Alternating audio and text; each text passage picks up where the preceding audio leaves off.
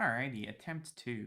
So here we are in NNFP, which is the Friends library, right?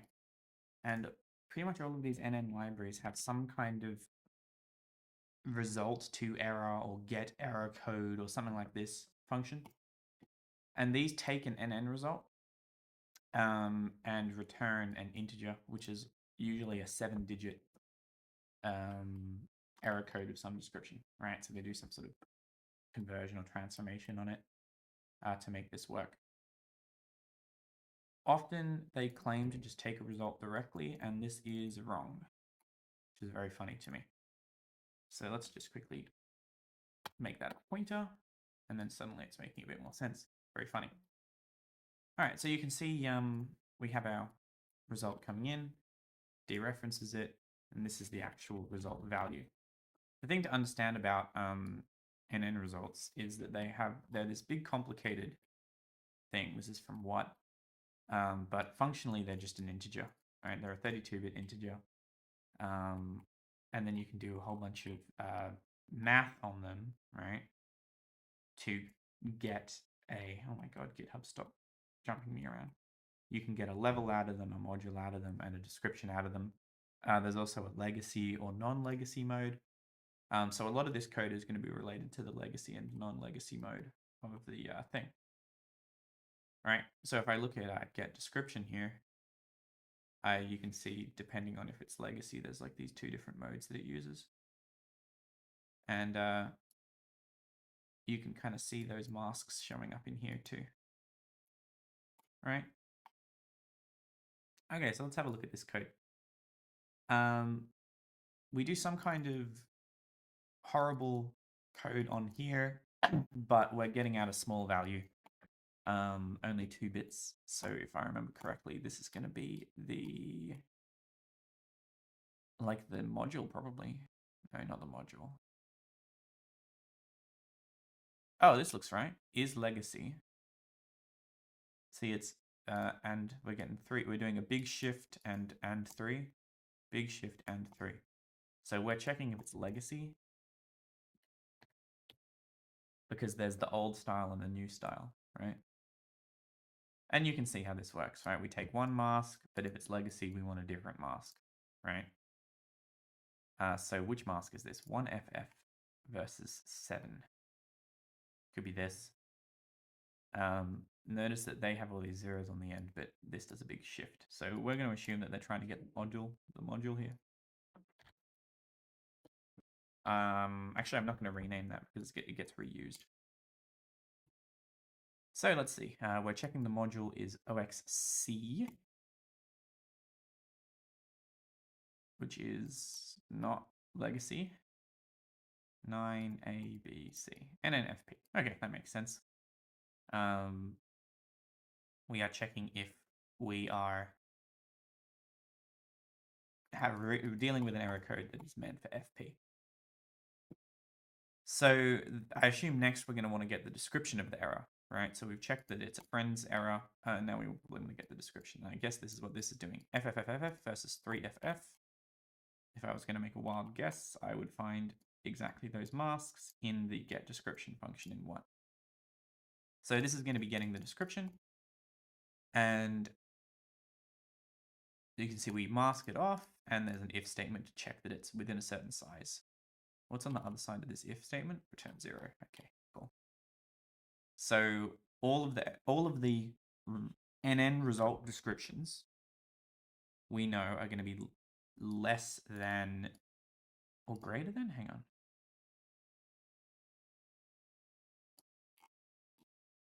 Because the bigger number, if this is bigger, okay, no, sorry, it must be more than 3-1-FFF. So I'll just make a note of that.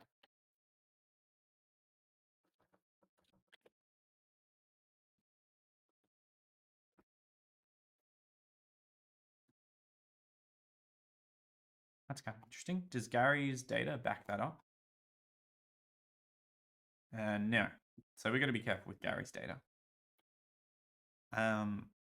Okay.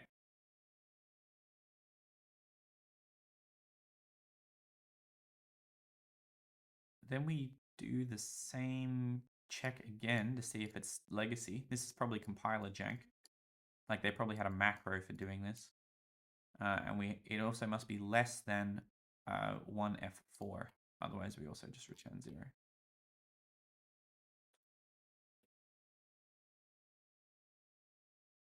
Okay. All right, and then we are checking the module again. So yeah, this code is spaghetti. No, we're checking if it's legacy again. Very funny. All right, now legacy question mark is the mask. That's so cool that they're reusing the variable. But let's see. If it is not equal to OX3200, if it is 3200, we return. And if it is not equal to 19080, which has, I assume, this special case handling down here. So all error codes other than 3200 and 19080. Sorry, all results, not all error codes.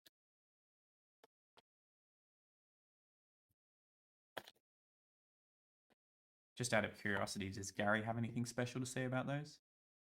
System error and 19080. Authentication account library error. I'm not sure why those ones in particular should be special cased, but sure, whatever. Okay, so now we're dealing with all other codes.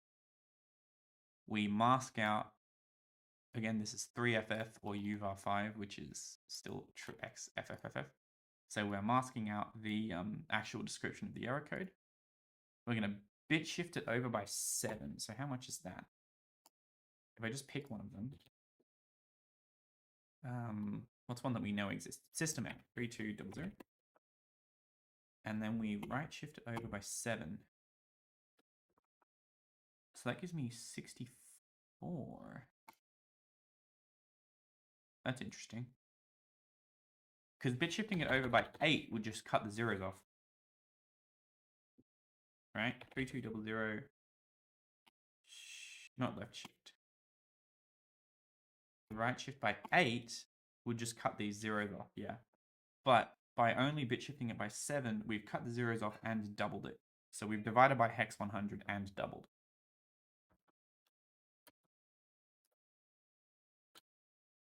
So that's right shift 7.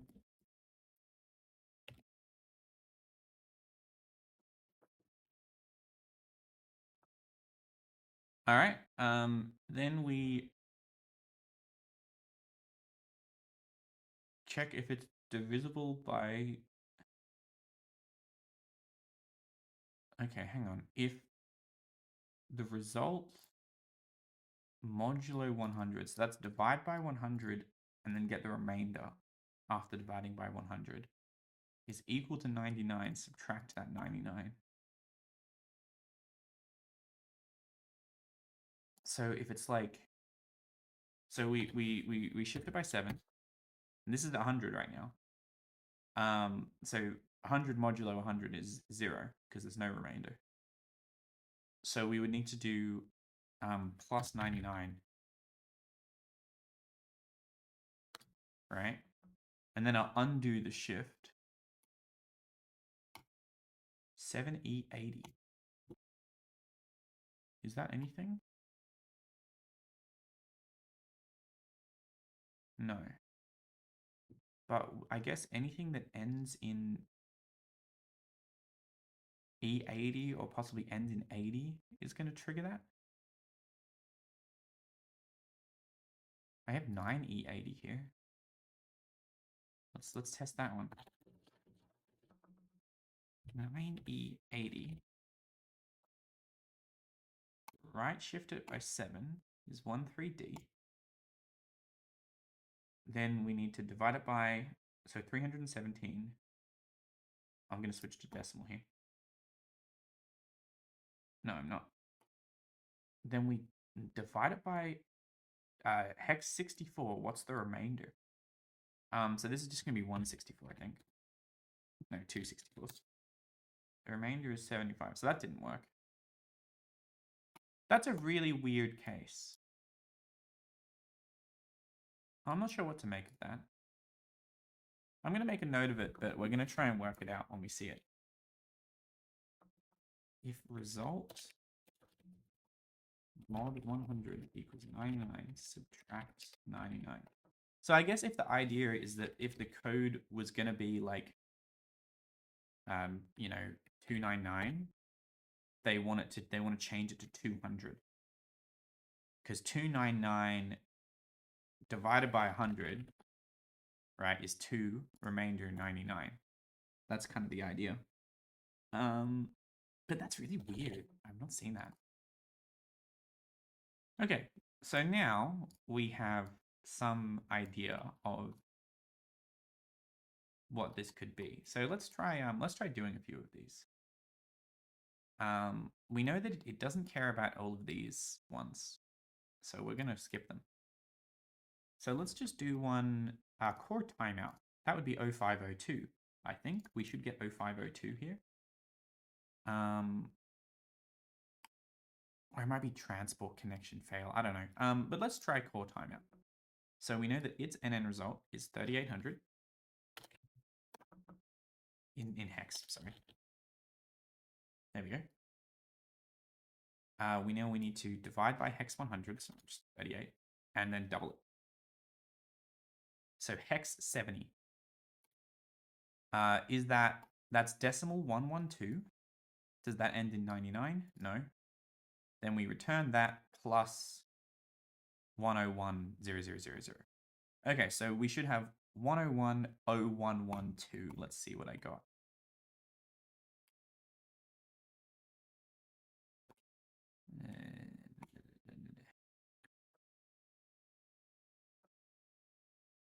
Core timeout.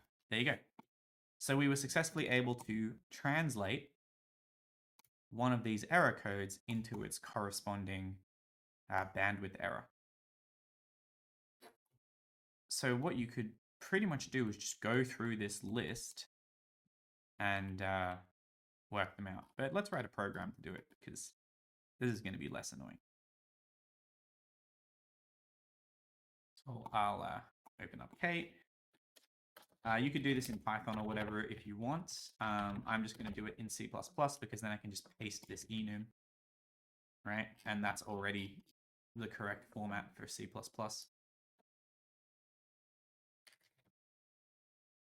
right, there we go. Int main. All right, so let's see here. C++ loop over enum.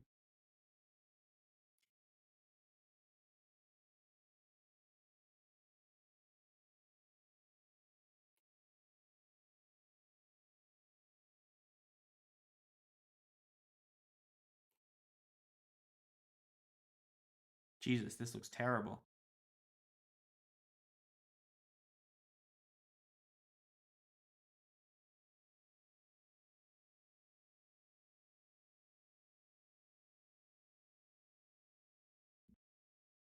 Okay, maybe we won't.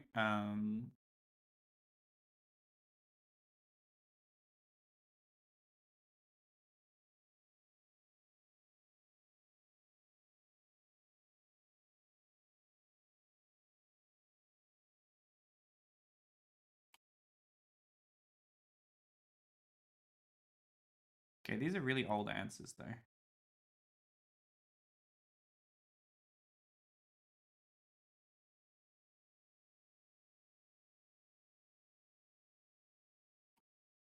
Maybe I won't do this in C++. This sucks. All right, fine. We're going to do it in Python. So I'm going to get rid of all this and just get this in the right format. All right, so we're going to have to do some Python-y things here. So I think the best strat is to try and transform this. So at the beginning of each line, we have a tab, and at the end, we have a comma. So if I find and replace a tab, I'll probably have to put this in regex mode. Is it? Yeah, I can't find that. Okay, now I can find tabs. And I replace those with this. All right, let me just change this to Python so it doesn't completely freak out. Right, this is going to be the start of a tuple.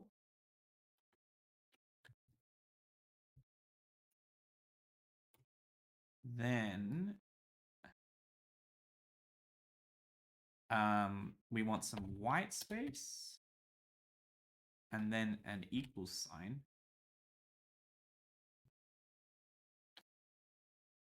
Let me just test this. That didn't work. W plus. Okay, how does regex work again?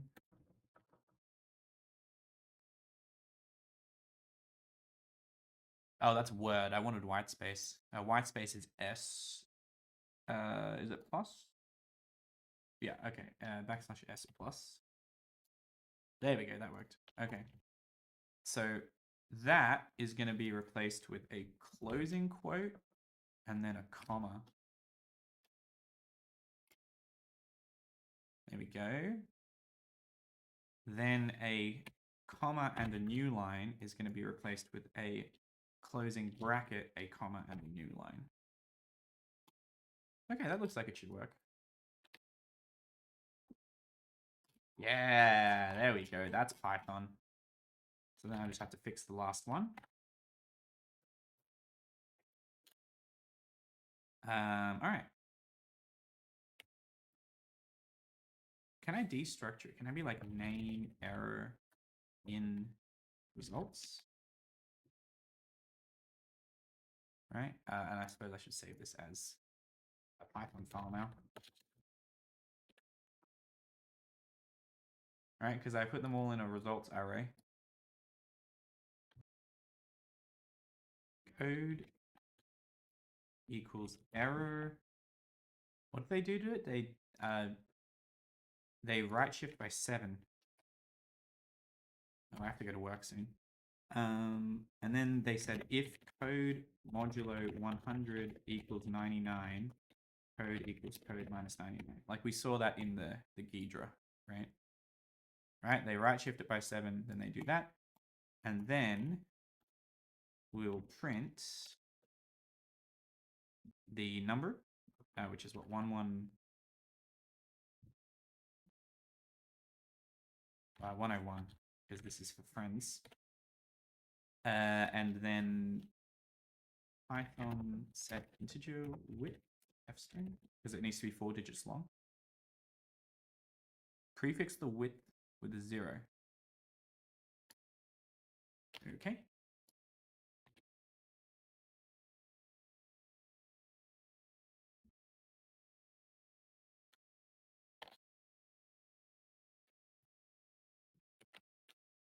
Stack Overflow, baby.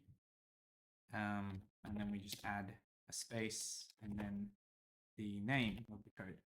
I might have to put these in brackets. I don't know how that works. Let's try it. Oh. All right, here we go. Let's just check this is reasonable. Where's core timeout? 101.0112. Let's try another one. Rendezvous account disabled. Bandwidth may not have this.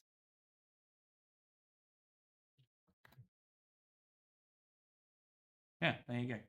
So we have all of them now. I don't know if Bandwidth already has all of these though.